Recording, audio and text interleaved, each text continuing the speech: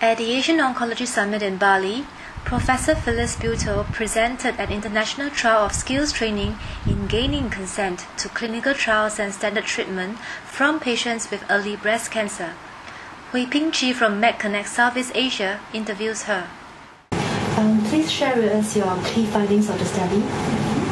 So this is a study which was evaluating a training program for doctors to help them to gain consent, both to standard treatments and to clinical trial. So we randomised the doctors to have the training or not, and the doctors recruited their own patients before and after the training.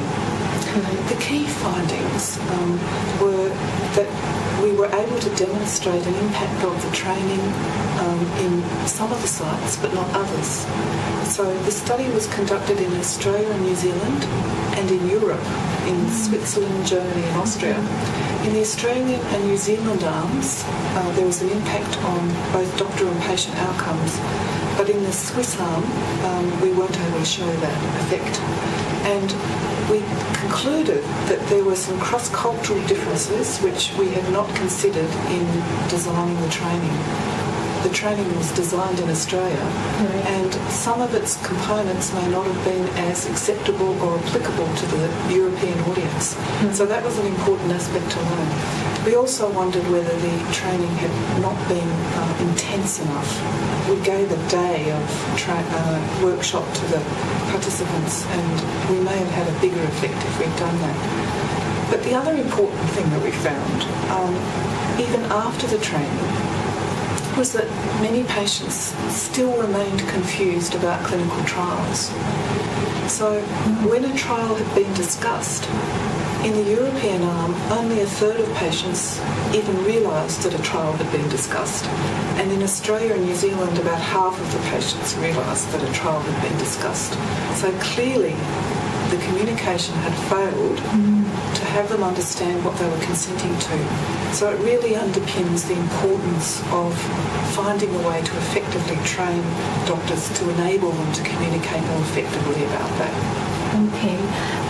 Could you tell us more about the one-day training program that you've done for the doctors? Yes, so the training consisted of a series of strategies which we gave doctors to help them to design that communication. They also had an opportunity to role play with trained actors to try out those strategies and get feedback. And we also gave them individualised feedback on audio-taped consultations with real patients that they provided the research team before the workshop. So we were able to tell them what aspects they were doing well and where there was opportunity for improvement. We gave them also a diagram giving them a flow chart to follow through the consultation. So it was a guide to enable them to structure the consultation well. And then 1 month later we phoned them to discuss those aspects that they were having difficulties with. So that was the training.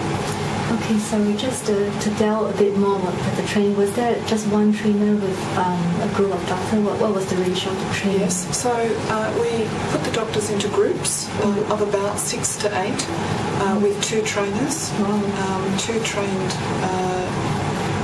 facilitators, and as well as that there were the trained actors with whom they were interacting in role play. Okay. So in your opinion, can such a training be easily conducted by any institution or hospital department? Certainly I think the training could be conducted. You do need trained facilitators and trained actors, but these are increasingly available around the world, and I certainly know that there are some in Asia. The cross-cultural issues that I mentioned before I think are important, so it may be necessary to adapt the training to the local conditions.